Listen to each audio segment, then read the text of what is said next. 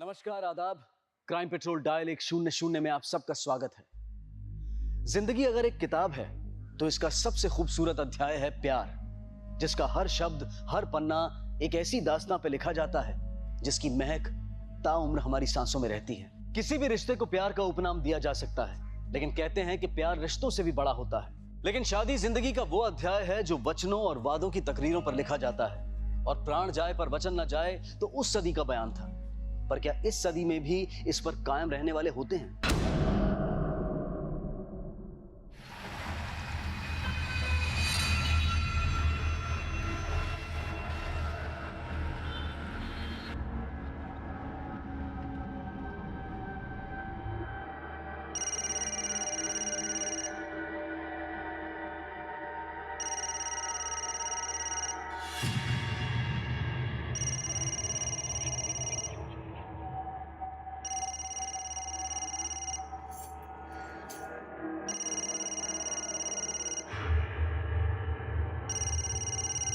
Hello.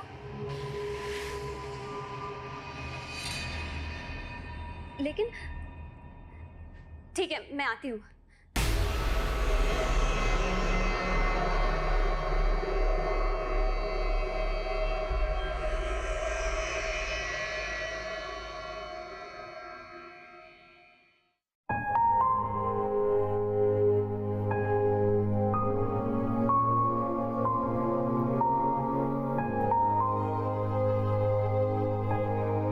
देखो ऋतु, वैसे तो हम एक दूसरे को जानते हैं, लेकिन एक नई शुरुआत के लिए फिर से अजनबी बन जाएं।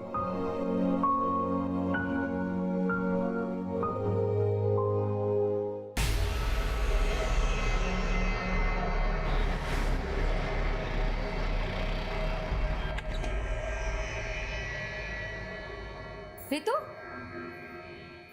इतनी जल्दी में कहाँ जा रही हो बेटा? सब ठीक तो है ना बेटा? जी मम्मी जी, सब ठीक है। वो मैं मार्केट जा रही थी। अकेले जा रही हो? भूमिका को आने दो ना, उसे अपने साथ ले जाना। नहीं मम्मी जी, वो अदिति की मम्मी का कॉल आया था, उनके साथ जा रही हूँ। वो वेट कर रही होंगी मेरा। अदिति की मम्मी? अच्छा अच्छा, हाँ ठीक है, जाओ।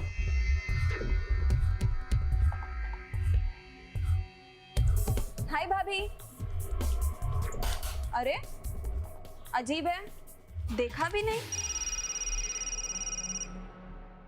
हेलो, घर पहुंच गई? हाँ, पर ये जो तुम्हारी सो कॉल्ड रितु दीदी है ना, आजकल बहुत एटीट्यूड दिखाने लगी है।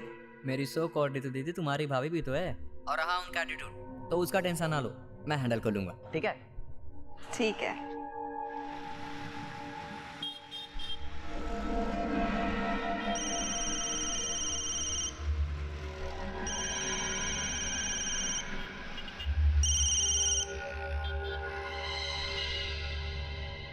हेलो।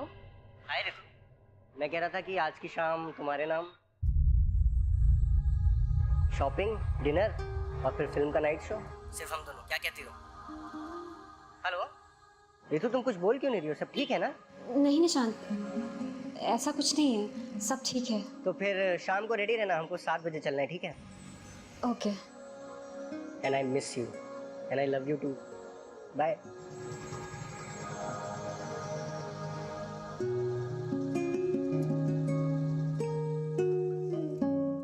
कितनी अच्छी है ये ना? हाँ। तुमको पता है, जब तक तुम्हारे हाथों की ये मेहंदी नहीं उतरेगी ना, तब तक ये पिक्चर मेरी डीपी से नहीं हटेगी। और मेहंदी उतरने के बाद? मेहंदी उतरने के बाद डीपी चेंज, स्टेटस चेंज।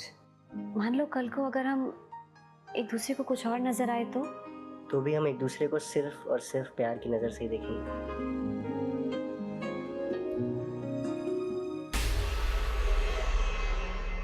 16 जुलाई 2016 को ऋतु वशिष्ठ को आखिरी बार देखा गया, और 16 जुलाई की रात ही उसकी गुमशुदगी का केस पुलिस के सामने आया था। लेकिन मौजूदा वक्त में ऋतु कहां जा रही थी? वो किससे मिलने वाली थी? ये इस केस का ऐसा अध्याय था जो बेहद ही नाटकीय अंदाज से लिखा गया था। ऋतु की शादी 1 महीना पहले निशांत वशिष्ठ के साथ हुई थी, और यह शादी दोनों की खुशी और रजामंदी से हुई थी। ऋतु एक एजुकेटेड हाउसवाइफ थी और निशांत एक कोचिंग इंस्टीट्यूट में ट्यूटर था। कोचिंग इंस्टीट्यूट के अलावा वो घर पर भी कोचिंग क्लासेस दिया करता था।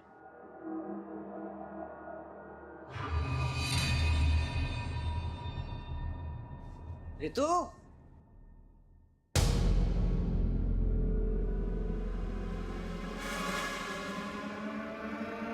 आप जिस नंबर को डायल कर रहे हैं वो इस समय स्विच ऑफ है।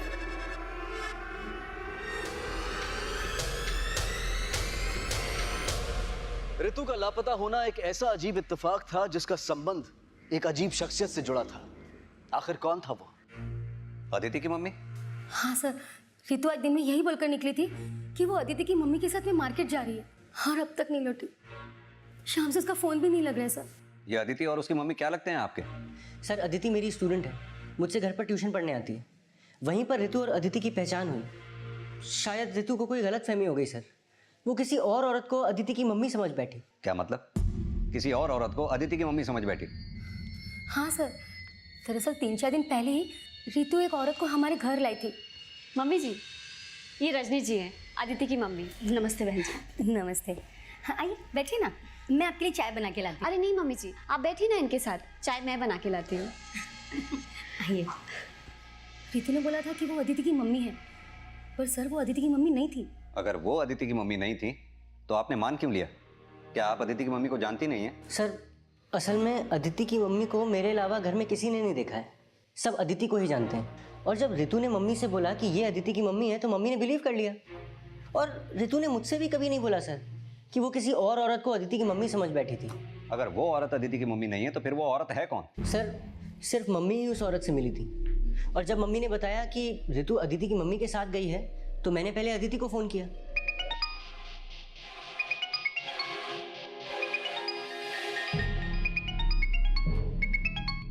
सॉरी सर, वो थोड़ा फीवर था इसलिए नहीं आ पाई। नहीं इट्स फाइन अदिति, वो रितु है वहाँ। कौन रितु सर? अरे रितु मेरी वाइफ, वो तुम्हारी मम्मी के साथ मार्केट गई थी ना। रितु मैम और मेरी मॉम के साथ, वो भी मार्केट? अरे रितु ने मेरी मम्मी को बोला कि तुम्हारी मम्मी ने फ़ोन करके उनको मार्केट बुलाया। नहीं सर, ऐसा तो मॉम ने कुछ नहीं बताया अब तक। एक बार जरा अपनी मम्मी से मेरी बात कराना। और मैंने अदिति की मम्मी से बात की तो वो बोली कि वो मेरी वाइफ को जानती ही नहीं है। हमें लगा कि शायद वो हमसे झूठ बोल रही हैं, इसलिए हम लोग उनके घर गए।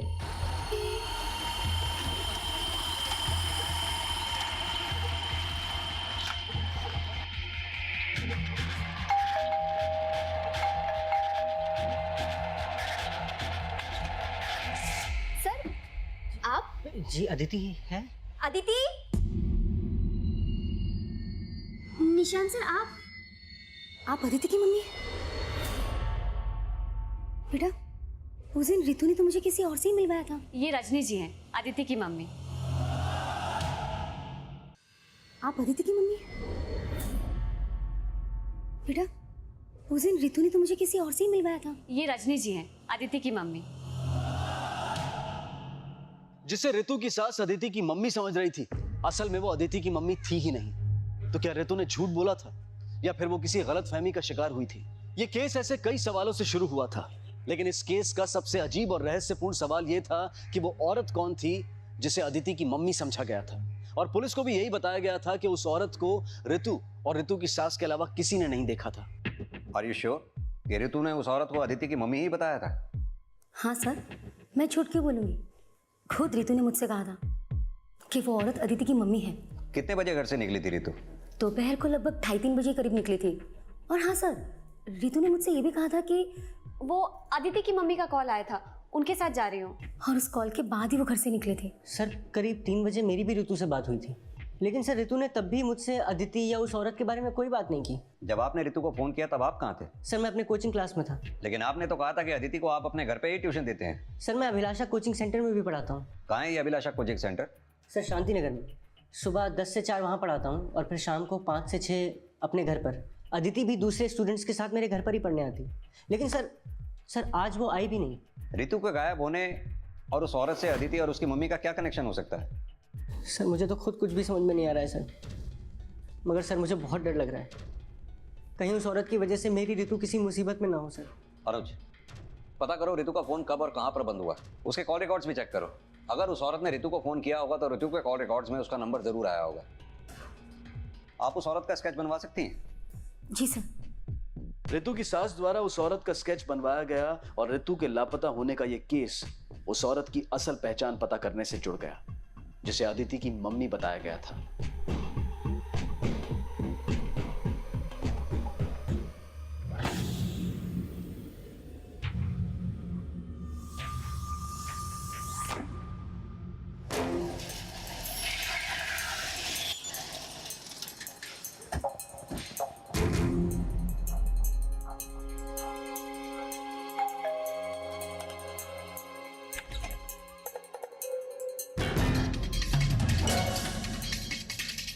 हम नहीं जानते ये कौन है।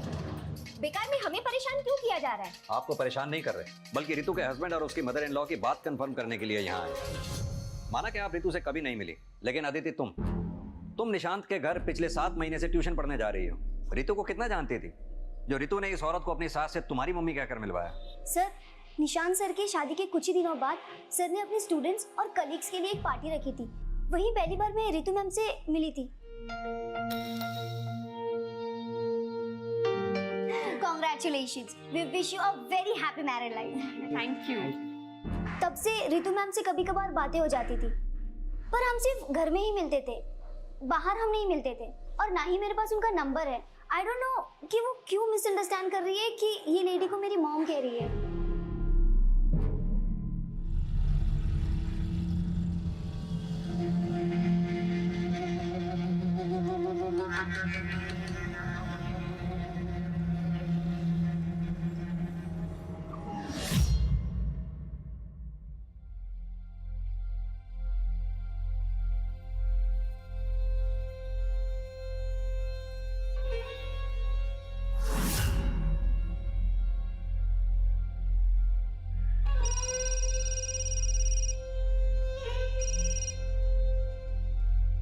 हेलो।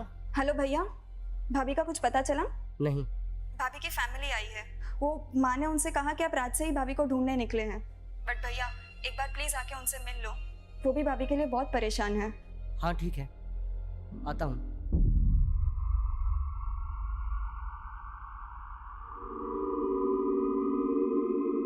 भगवान पे भरोसा रखो समदन जी। लेकिन समदन जी, आपको ऐसा तो नहीं लग रहा कि रितु ने आपसे झूठ बोला है? कैसी बातें कर रहे हैं आप? मुझे तो रितु पे पूरा भरोसा है, बल्कि हमें तो ये लग रहा है कि उस औरत ने रितु से झूठ बोला होगा। लेकिन मौसी जी, वो लेडी कौन हो सकती है जिसकी वजह से कल रात से रितु जी घर नहीं आई है? वो जो कोई भी हो प्रतीक, मुझे तो लगता है कि ये सब जरूर उस अदिति और अदिति की मम्मी की कोई चाल है।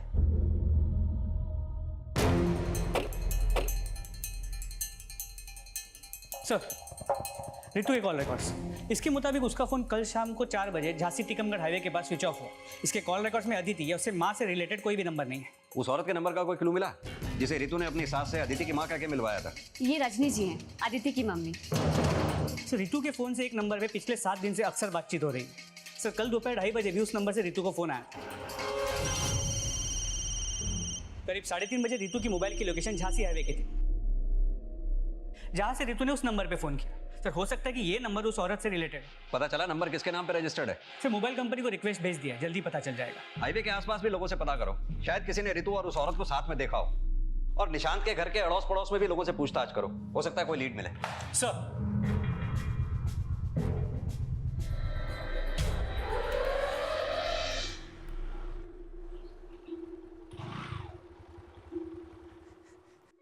जिया जी, कुछ दिति का पता चला क्या? प्रतीक, अगर कुछ पता चला होता ना तो मैं अकेला नहीं लौटता।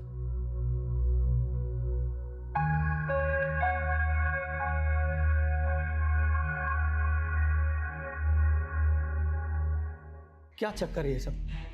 तुम्हें कुछ तो अंदाजा होगा ना? पापा, मुझे खुद कुछ भी समझ में नहीं आ रहा है। न जाने रितु ने उस औरत पे कैसे विश्वास कर लिया। और मम्मी, रितु को घर पे आए हुए भी कुछ ही दिन हुए हैं, आपने कैसे उस औरत पे विश्वास कर लिया? मानती हूँ कि मुझसे भूल हुई, मगर मुझे नहीं पता था कि रितु ने तुम्हें भी नहीं बताया कि वो उस औरत से अदिति की मम्मी समझकर मिल रही थी। बेटा, रितु से जरूर कोई भूल हुई होगी, उसे प्लीज गलत मत समझना। नहीं नहीं मम्मी, मैं उसको गलत नहीं समझ रहा हूँ। अब मुझे सच में बहुत डर लग रहा है, कहीं रितु के साथ कुछ। रितु के साथ क्या हुआ होगा, वो अब कहाँ होगी, ये रहस्य फिलहाल उस औरत की पहचान के भरोसे था जिसे अदिति की मम्मी की झूठी पहचान दी गई। लेकिन रितु के ससुराल और अदिति के घर से लेकर रितु के मोबाइल की आखिरी लोकेशन तक उस औरत की पहचान का कोई भी सिरा जुड़ता नजर नहीं आ रहा था। और जिस मोबाइल नंबर को उस औरत तक पहुंचने का जरिया समझा जा रहा था, उसका परिणाम भी शून्य था। सर वो नंबर फेक आईडी पे 7 दिन पहले एक्टिवेट किया गया है और उस नंबर से सिर्फ रितु को फोन किया गया है। यानी कि उस नंबर का इस्तेमाल रितु के खिलाफ साजिश रचने में हुआ। ये अदिति और उसकी मम्मी का कनेक्शन उस औरत या उस नंबर से कोई है क्या? नहीं सर, उस औरत को लेकर अब तक हमारे पास कोई भी लीड नहीं है। हमारे पास ऐसा कोई भी विटनेस नहीं है जिसने उस औरत को देखा हो या उसे पहचानता हो। अनुज, ये औरत अभी हमारे पास एक स्केच के अलावा और कुछ भी नहीं। और इस औरत को शक्ल दी है रितु की सास ने। कहीं ऐसा तो नहीं इस औरत का कोई अस्तित्व भी ना हो? सर मतलब आप कहना चाहते कि रितु की सास ने हमसे झूठ बोला और रितु को गायब करने में उसी का हाथ है? हो सकता है। रितु 1 महीना पहले निशांत से शादी करके इनके घर में आई। एक नई नवेली दुल्हन को गायब करने की वजह दहेज से लेकर कुछ भी हो सकती है। शायद रितु को गायब करने के लिए ऐसी साजिश रची गई जिसमें अपराधी को ऐसी शक्ल दी गई जिसका कोई नाम नहीं, कोई पहचान नहीं। पुलिस अब इस थ्योरी पर काम करने लगी कि कहीं रितु का गायब होना रितु के ससुराल वालों की साजिश तो नहीं, जिसकी इन्वेस्टिगेशन में रितु और निशांत की शादी का वो अध्याय खुलने लगा जिसमें एक तरफ रितु की शादी के बाद से रितु के निशांत और उसके परिवार से संबंध खंगाले जाने लगे और वहीं दूसरी तरफ रितु के परिवार से भी रितु की शादीशुदा जिंदगी और निशांत रितु के आपसी रिश्ते से जुड़े सवाल पूछे जाने लगे। सर मुझे नहीं लगता कि रितु के ससुराल में किसी के साथ भी किसी तरह का कोई मनमुटाव था। हो सकता है कोई ऐसी बात हो जो आप लोगों के कानों तक पहुंची ही ना हो। मेरा मतलब शादी के बाद रितु से कोई ऐसी मांग की गई हो जो वो आप लोगों को बता ही ना पाई हो। सर निशांत और उसकी मम्मी ने तो शादी से पहले भी कोई मांग नहीं रखी थी और इसीलिए हमने मतलब शादी के बाद बिना मांगे बहुत कुछ दिया था सर। और अगर ऐसी कोई बात होती तो रितु हमसे शेयर करती सर। और सर रितु तो निशांत जी और उसकी सास की तारीफ करते हुए नहीं थकती थी। वो वहाँ पे बहुत खुश थी, लेकिन पता नहीं इसकी खुशियों को किसकी नजर लग गई। निशांत और उसके घर वालों को कब से जानते हैं आप लोग? सर 10 साल पहले तक तो वो हमारे पड़ोसी थे, लेकिन निशांत के डैडी के डेथ के बाद वो लोग शिफ्ट कर गए। सर मैं रितु के लिए लड़का तलाश रहा था। उसी समय मेरी मुलाकात निशांत से हुई। बस मुझे लगा मेरी तलाश खत्म। ये लड़का सर 10वीं पास करने के बाद घर पे ही ट्यूशन लेता था। सर अपनी पढ़ाई के साथ साथ अपने पूरे परिवार की जिम्मेदारी भी निभाता था। बस सर मैंने उसकी माँ से बात की और शादी तय हो गई। राजेश जी, मेरी और आप लोगों की हाँ तो है, लेकिन शादी तो रितु और निशांत को करनी है, इसलिए फैसला इन्हीं लोगों पे छोड़ा जाए तो अच्छा है। जी बिल्कुल। वैसे तो दोनों बचपन में स्कूल में एक साथ पढ़ते थे, लेकिन इस बात को बीते काफी अरसा हो गया, तो क्यों नहीं इन दोनों को एक साथ बात करने का अकेले मौका दे दिया जाए। जी जरूर।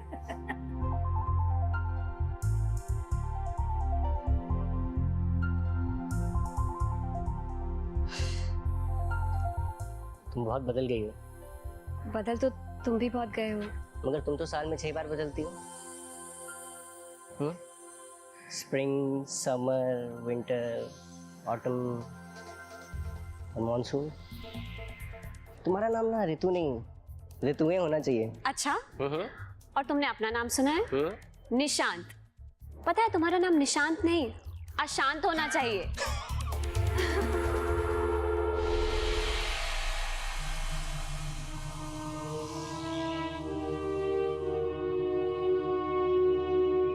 अफसाने भी बदलते हैं बदलते वक्त के साथ।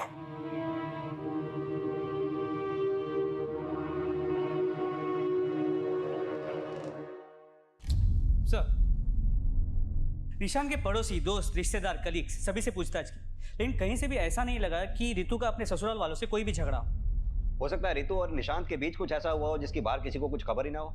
ये निशांत के कॉल रिकॉर्ड से उसके अफेयर का कोई हिंट मिला? नहीं सर, निशांत की बातचीत ज्यादातर अपने कलीग्स या स्टूडेंट से होती थी और पूछताछ के दौरान में निशांत या उसकी माँ के बारे में सबने अच्छा ही बोला है। और अगर उसकी माँ की बात मानी जाए तो बात आके रुकती है रितु पे। हो सकता है रितु ने जानबूझकर उस औरत का झूठा इंट्रोडक्शन दिया हो कि वो अदिति की मम्मी है। ये रजनी जी हैं, अदिति की मम्मी। लेकिन रितु ने झूठ बोला तो किस मकसद से? सर हो सकता है कि वो इस शादी से खुश ना हो। लेकिन रितु के परिवार वालों ने कहा था कि रितु की शादी उसकी मर्जी से हुई थी और रितु के कॉल रिकॉर्ड्स में भी उसके अफेयर का कोई एंगल सामने नहीं आया। तो फिर खुद को गायब करने की साजिश क्यों रचेगी? सर रितु का झूठ बोलना अपने आप में एक साजिश है। जो औरत अपने आप को गायब करने की साजिश कर सकती है वो अपने अफेयर को भी छुपा सकती है। तो हो सकता है कि उसके पास और एक नंबर। अनुज, अगर रितु को गायब होना ही था तो फिर उस औरत को अदिति की माँ बताकर घर में लाना और एक कॉल के बाद गायब हो जाना कुछ अजीब नहीं लगता? कहानी कुछ और ही है। रितु के गायब होने में कहीं ऐसा तो नहीं कि अदिति और उसकी माँ का कोई कनेक्शन हो। ये इन दोनों को अच्छी तरह से इन्वेस्टिगेट करो। ये रितु और निशांत की जिंदगी से जुड़े हर आदमी को अच्छी तरह से खंगालो। हो सकता है कोई ऐसा हो जो रितु और निशांत की जिंदगी से ना खुश हो। हमें हर पॉसिबिलिटी को अच्छी तरह से खंगालना होगा। जी सर। पिछली बार मैंने घाटे का सौदा किया, लेकिन इस बार नहीं। तुम्हारे ससुराल वालों को तुम्हारा सच पता चल गया तो पता है ना क्या होगा। मम्मी, आप और भैया सिर्फ यही क्यों मान रहे हो कि भाभी को गलत फहमी हुई होगी कि वो औरत अदिति की मम्मी है? ऐसा भी तो हो सकता है ना कि शायद भाभी ने आपसे झूठ बोला हो। तू कहना क्या चाहती है? वो भला मुझसे झूठ क्यों कहेगी? अब ये तो सिर्फ भाभी ही जाने कि वो आपसे झूठ क्यों बोल रही है, लेकिन हो सकता है ना कि शायद भाभी को भैया से शादी ही ना करनी हो और इसी हो भी ना, बस कर। इसके आगे कुछ कहा ना तो।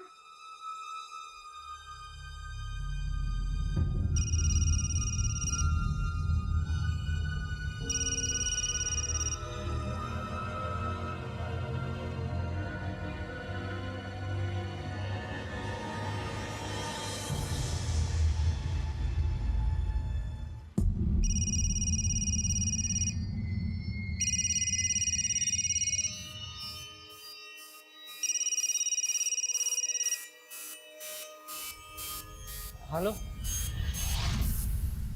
प्लीज जूही, तू वो सारी बातें किसी को मत बताना। अगर ये सारी बातें सामने आ गई तो मेरी मॉम मेरा जीना मुश्किल कर देगी। अदिति, तो कुछ और तो नहीं छिपा रही ना मुझसे? नहीं जूही, मैं और कुछ नहीं छुपा रही हूँ। सर मैं आपसे कुछ भी नहीं छुपा रहा हूँ। मेरे और रितु के बीच में कोई भी प्रॉब्लम नहीं थी। हो सकता है रितु आपसे कुछ छुपा रही हो। क्या आपको रितु पे शक नहीं हो रहा? कैसा शक? यही कि रितु की बातों से कभी आपको ऐसा लगा हो कि उसके पास या प्रेजेंट में किसी के साथ उसका कोई अफेयर रहा हो? अफेयर? नहीं सर, मुझे नहीं लगता रितु का कोई भी अफेयर रहा होगा। सर जरूर मेरी रितु किसी कॉन्स्पिरेसी का शिकार हुई है। और ये कॉन्स्पिरेसी उस औरत से जुड़ी है जिसके बारे में कोई नहीं जानता। आपको नहीं लगता कि रितु ने आपकी माँ से उस औरत के बारे में झूठ बोला हो? सर मुझे लगता है कि रितु पे शक करने की बजाय आपको ये पता करना चाहिए कि वो औरत कौन है जिसकी वजह से मेरी रितु पिछले 7 दिन से गायब है। उस औरत के होने ना होने का सवाल इस केस में बार बार उठ रहा था, जिसमें एक तरफ रितु द्वारा उस औरत को अदिति की मम्मी बताना एक झूठ भी समझा जा रहा था और वहीं दूसरी तरफ उसे हकीकत मानकर रितु के गायब होने की साजिश भी। लेकिन वो औरत वाकई में थी या नहीं, ये बात अब भी पुलिस के लिए एक पहेली बनी हुई थी और उसके होने की संभावनाओं को सच मानकर एक नए सिरे से उसकी पहचान पता लगाने की कोशिश की जा रही थी। सर उस औरत के स्केच को आसपास के सभी पुलिस स्टेशन में भेज दिया है, लेकिन ना उसके बारे में कोई लीड मिल पा रही है और ना उसका चेहरा किसी भी क्रिमिनल से मैच करता है। अपने इन्फॉर्मर्स के नेटवर्क को अलर्ट करो। उनसे कहो हमें हर हालत में इस औरत के बारे में इन्फॉर्मेशन चाहिए। सर उस औरत की पहचान पता करने के साथ रितु और निशांत के अफेयर का एंगल भी इन्वेस्टिगेट किया जा रहा था और यह भी पता लगाया जा रहा था कि क्या रितु और निशांत के बीच कोई ऐसा भी था जो रितु और निशांत के रिश्ते से जलता था। लेकिन जल्द ही कुछ नए समीकरण सामने आए जिनका कनेक्शन अदिति की मम्मी के साथ नहीं बल्कि अदिति से जुड़ा था। सर मैंने अदिति और रितु मैम को कहीं बाहर मिलते हुए तो नहीं देखा, लेकिन क्या? नहीं सर, कुछ नहीं। देखो अगर अदिति से रिलेटेड बात है और तुम छुपा रही हो तो अभी बता दो, वरना। नहीं सर, ऐसी बात नहीं है, पर रितु मैम के मिसिंग होने के बाद अदिति ने मुझसे प्रॉमिस लिया था कि मैं ये बात किसी को ना बताऊं। क्या बात है वो? Actually sir, Aditi Nishant sir को लाइक करती है। क्या? यस सर, और वो अक्सर कहा करती है कि उसका लाइफ पार्टनर निशांत सर जैसा होना चाहिए, बस और कुछ नहीं। सर एक 17-18 साल के लड़की के दिल में अपने ट्यूटर के लिए फीलिंग्स होना कोई नई बात नहीं, लेकिन सर क्या इतनी छोटी लड़की इतना बड़ा कांड कर सकती है? एक औरत को अपनी नकली माँ बना के पहले उसने रितु को मिलवाया और फिर रितु को गायब कर दिया। हो सकता है अनुज, या फिर यह भी हो सकता है कि अदिति को यह आइडिया देने वाला कोई और ही हो सकता है वो निशांत ही हो। इस निशांत को थाने बुलाओ और तुम जाकर जरा अदिति से पूछताछ करो। सर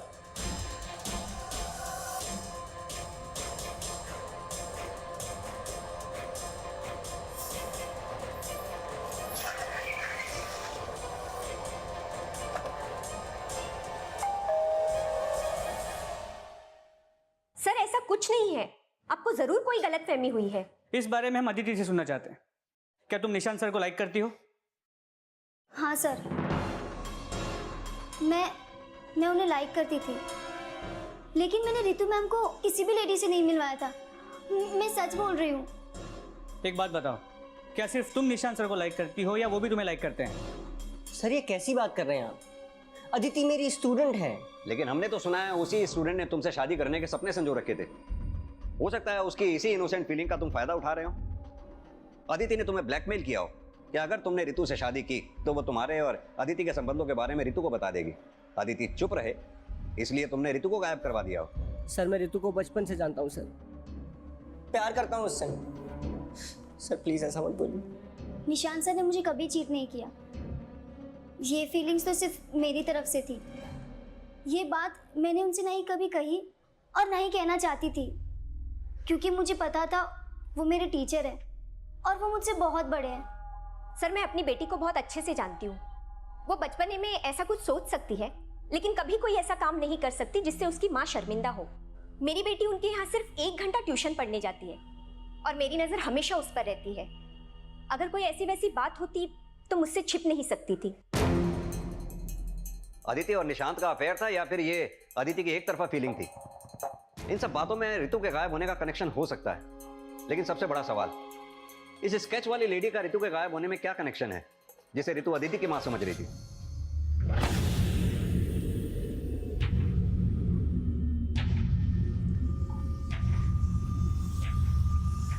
सर मैंने निशांत के बहन की एक्टिविटी चेक किया तो पता चला वो अक्सर रितु के भाई प्रतीक से मिलती रहती है।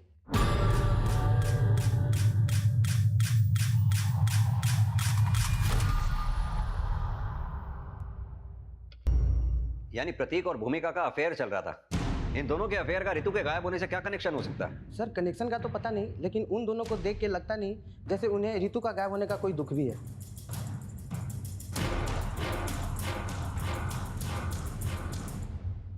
जी सर, मुझे और रितु को पता था कि भूमिका और प्रतीक का अफेयर चल रहा है।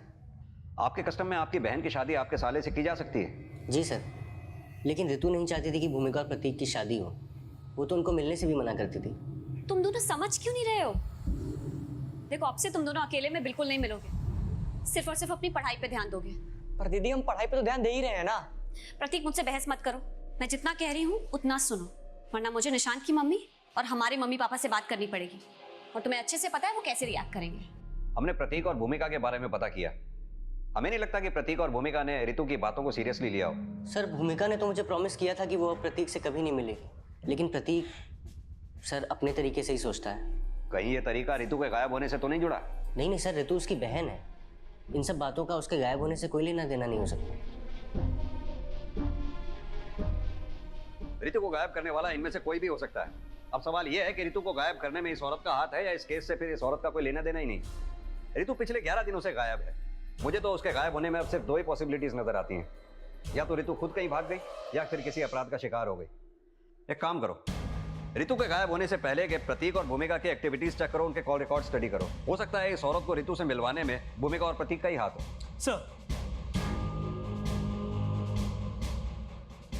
उस औरत का पता लगाने के साथ साथ रितु के गायब होने को उसकी हत्या से जोड़कर पुलिस पिछले दिनों मिली अनआइडेंटिफाइड डेड बॉडीज को भी चेक कर रही थी, और साथ ही यह भी पता लगाया जा रहा था कि कहीं रितु का गायब होना ह्यूमन ट्रैफिकिंग से तो नहीं जुड़ा है। लेकिन फिलहाल रितु के बारे में पुलिस के पास कोई सुराग नहीं था, लेकिन जल्द ही मिली एक सूचना से इस केस में एक नया मोड़ आ गया। सर वो फेक आईडी का नंबर जिससे रितु को फोन किया गया था अभी अभी झांसी टिकमगढ़ हाईवे के पास स्विच ऑन हुआ है, और इस नंबर से फिर से एक कॉल किया गया, इस बार रितु के भाई प्रतीक को, जिसके बाद ये नंबर फिर से स्विच ऑफ हो गया। जिस जगह पे ये फोन ऑन हुआ है फौरन एक टीम वहां भेजो और रितु के भाई प्रतीक का फोन सर्वेलेंस पे डलवाओ। सर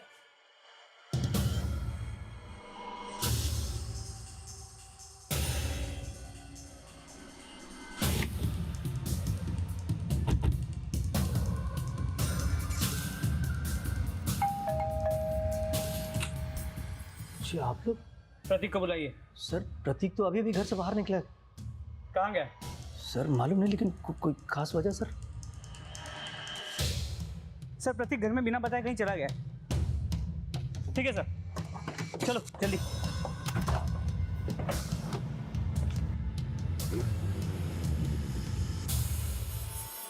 ठीक है सर, प्रतीक का फोन हाईवे के उसी स्पॉट की तरफ मूव हो रहा है जहां से उसे फोन आया था।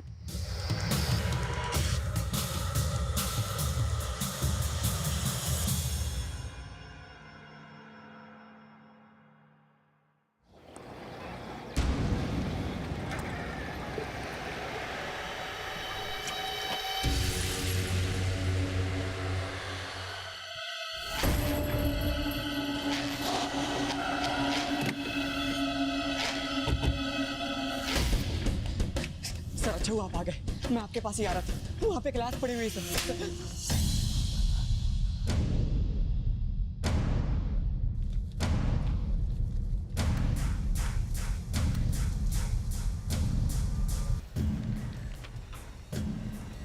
सर ये तो वही औरत लग रही है जिसका स्केच निशान की माँ ने बनवाया था।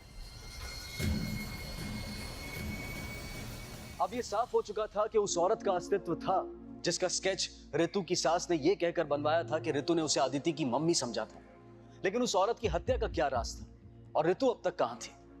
इन सारे रहस्यों को जानने के लिए अब ऋतु का भाई रिमांड पर था।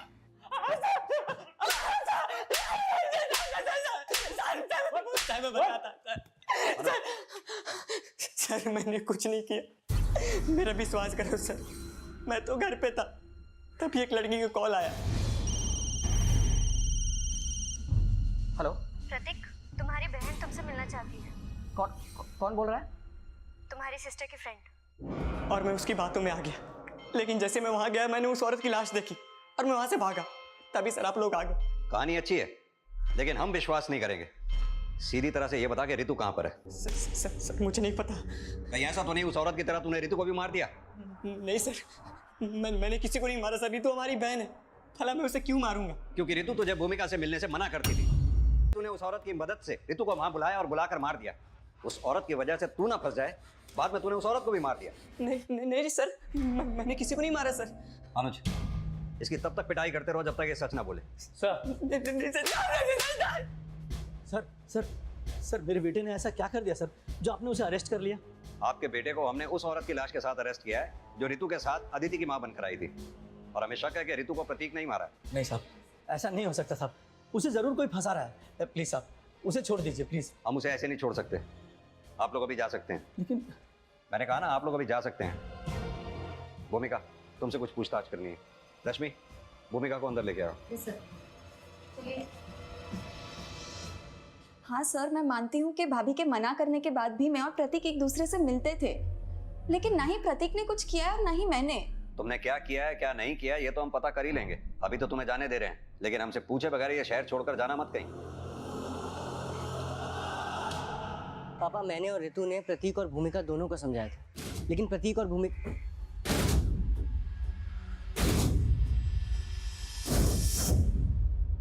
सर, प्रतीक को बहुत तोड़ा, लेकिन वो अभी भी अपने बात पे टिका हुआ है।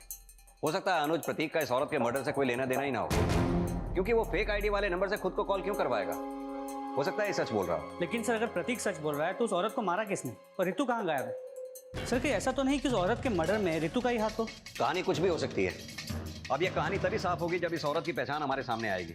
इस औरत के पहचान के नाम पर हमारे पास सिर्फ इसका स्केच ही था, अब फोटो भी है। इस फोटो के जरिए इस औरत को पहचानना अब हमारे लिए आसान होगा। जूही, मैंने तुझे मना किया था ना कि तू ये बात किसी को नहीं बताएगी। तूने मेरा ट्रस्ट तोड़ा। अदिति, पुलिस ने मुझे बहुत फोर्स किया तो मैं डर गई। वैसे भी जब तूने कुछ नहीं किया तो तू क्यों डर रही है? मैं डर नहीं रही हूँ, पता है इसकी वजह से मेरी मॉम ने मुझसे बात तक करना बंद कर दिया है। इट्स ओके अदिति, सब ठीक हो जाएगा।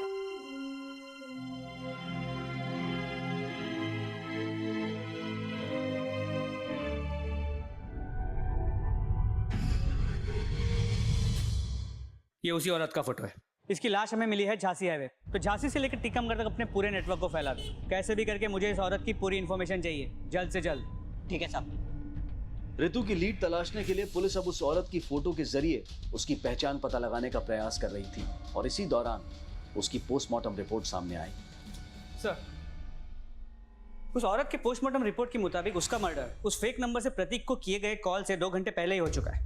इसका मतलब प्रतीक सच बोल रहा है? जी सर, लेकिन प्रतीक ने यह भी बताया था कि उस कॉल में उससे एक लड़की ने बात किया था। अब ये लड़की कौन हो सकती है? सर एक मिनट। हाँ साहब, वो फोटो वाली औरत का पता चल गया। शीतल नाम है उसका, ललितपुर में प्रगति क्लासेस में रिसेप्शनिस्ट का काम करती थी। रहती कहाँ थी वो?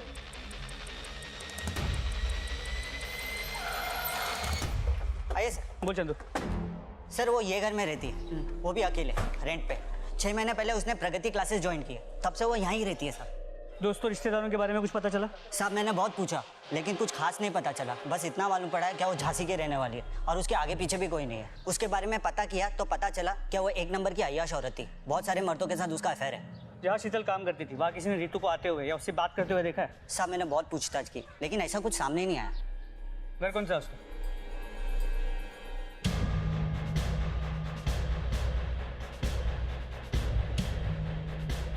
दरवाजा तोड़ो।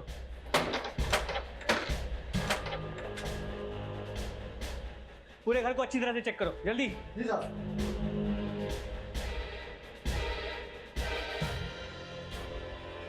सर यहाँ कुछ नहीं मिला। सर घर में कुछ नहीं मिला, लेकिन मैं यहाँ पूछताछ करवाता हूँ और एक टीम को झांसी भेजता हूँ, शायद कोई लीड मिल जाए। जी सर। आखिरकार उस औरत की पहचान शीतल नाम से हो गई और पुलिस ने जब शीतल का बैकग्राउंड खंगाला तो रितु के खिलाफ रची गई साजिश का पर्दाफाश हो गया। सर, शीतल की पूरी इंफॉर्मेशन निकाल ली है। 1.5 साल पहले टीकमगढ़ के ब्राइट फ्यूचर कोचिंग क्लासेस में वो रिसेप्शनिस्ट का काम करती थी। उसी दौरान निशांत भी वहाँ पढ़ाने जाया करता और उन दोनों के बीच फ़ोन पे बातें भी हुआ करती थी। सर उसके करंट कॉल रिकॉर्ड्स को चेक किया तो पता चला 10 दिन पहले उसके नंबर पे जूही के नंबर से एक कॉल किया गया। ये जूही कौन है? सर जूही भी अदिति के साथ निशांत के घर पे ट्यूशन पढ़ने जाती है।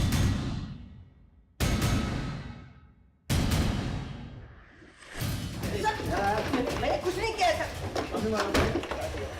सर, मैंने कुछ नहीं किया। आप लोगों को कोई गलतफहमी हुई है। तूने क्या किया है क्या नहीं किया जूही हमें सब बता चुकी है। सब मैंने अकेले कुछ नहीं किया, निशांत सर के साथ मिलकर किया। अब तू खुद बोलेगा या हम उगलवाएं? सर मैं जूही से प्यार करता था, लेकिन जूही बहुत रिच फैमिली से बिलोंग करती है सर, और उसका हाथ मांगने की मेरी हैसियत नहीं थी। मैंने सोचा कुछ भी करके मुझे अपना खुद का कोचिंग इंस्टीट्यूट खोलना पड़ेगा, तब शायद उसके पेरेंट्स मुझसे शादी कराने के लिए राजी होंगे। और तब रितु के फादर मुझे मिले और उसके बाद उन्होंने माँ से रितु और मेरी शादी के लिए बात की। रितु उनकी इकलौती बेटी थी, मुझे लगा कि वो दहेज देने में कोई कमी नहीं रखेंगे, इसलिए दहेज के लिए मैंने रितु से शादी की। मगर जूही से शादी करने के लिए मुझे रितु को रास्ते से हटाना था, और मुझे पता था कि अदिति मुझे लाइक करती है, इसलिए जूही और मैंने मिलकर के प्लानिंग की। मैंने जूही के फ़ोन से शीतल को फ़ोन किया और उसको अदिति की मम्मी बनने की एक्टिंग करने को कहा। मुझे पता था कि शीतल पैसों के लिए कुछ भी कर सकती है। सर जूही और शीतल रितु से मार्केट में मिले और जूही ने शीतल को अदिति की मम्मी बता करके इंट्रोड्यूस किया, और शीतल ने भी रितु से अदिति की मम्मी बन करके दोस्ती शुरू की, और धीरे धीरे उससे ये कहना शुरू किया कि उसे शक है कि मेरा और अदिति का अफेयर चल रहा है। और उस दिन रितु को बाहर बुलाने के लिए शीतल ने रितु को फ़ोन करके कहा कि उसने मुझे और अदिति को हाईवे के पास लॉज में जाते हुए देखा है। सर मैं 4 बजे कोचिंग सेंटर से निकलता हूँ और 5 बजे घर पहुँचता हूँ। मैंने अपना फ़ोन जूही को दिया और वो मेरा फ़ोन लेकर के मेरे घर की ओर गई, और मैं हाईवे पहुँचा जहाँ शीतल ने रितु को बुलाया था।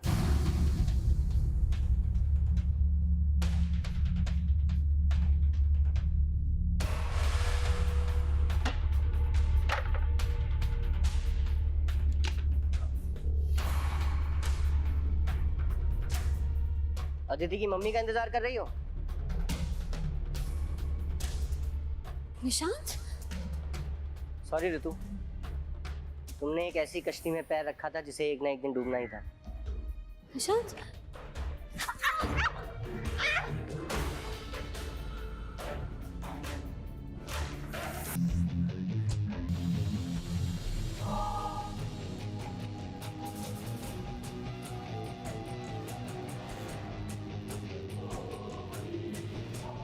लेकिन शीतल को यह नहीं पता था कि मैंने रितु का मर्डर कर दिया, और मैंने भी ये नहीं सोचा था कि रितु शीतल को लेके मेरे घर आ जाएगी और माँ उसका स्केच बनवा देगी। जब शीतल को पता चला कि आप लोग उसे ढूंढ रहे हैं तो वो बोलने लगी कि वो आपको सब कुछ सच बता देगी।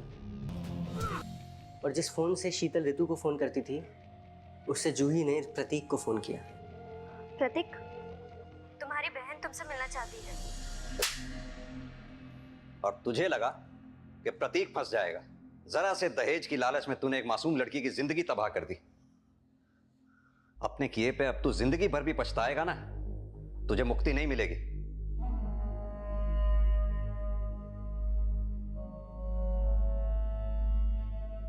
रितु और निशांत का रिश्ता सिर्फ पति पत्नी का नहीं था, वो दोनों बचपन के दोस्त भी थे।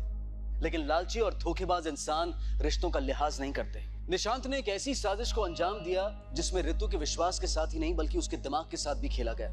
लेकिन अगर रितु एक बार भी इन बातों का जिक्र अपने माता पिता से करती तो शायद वो इस बुरे अंजाम से बच सकती थी। किसी भी अनजान व्यक्ति को जाने समझे बिना उसकी हर बात पर यकीन कर लेना और अपनों के साथ अपनी तकलीफ को साझा ना करना हमारी एक ऐसी भूल हो सकती है जिसमें कभी कभी हमें पछताने का मौका भी नहीं मिलता। इसी विचार के साथ मैं अनूप सोनी अब आपसे विदा लेता हूं। फिर मुलाकात होगी अगले एपिसोड में एक और चौंका देने वाले केस के साथ। तब तक अपना और अपने परिवार का ख्याल रखें और देखते रहें क्राइम पेट्रोल डायल 100। सबक एक को, सीख हम सबको।